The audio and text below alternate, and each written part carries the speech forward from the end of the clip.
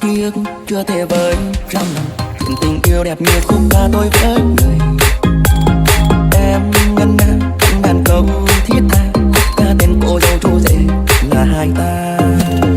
Anh đâu đây em muốn người sang giàu, tìm về trong phồn hoa bỏ anh nơi khúc nhạc. Thôi hết rồi đêm tháng này, yêu thương chôn vùi người ấy. Anh khóc rồi đau thật rồi em ơi, anh đã đi rồi sao anh còn ngỡ là mình nhưng ai. Em biết không tên em thì đúng, nhưng tại sao sai tên anh? Ai cắm thơ hồng ai gieo tình duyên tan vỡ.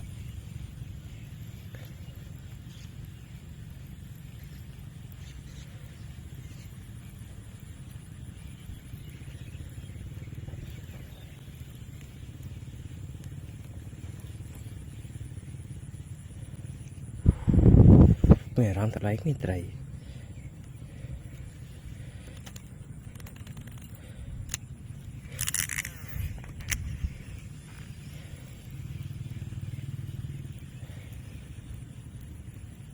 អូ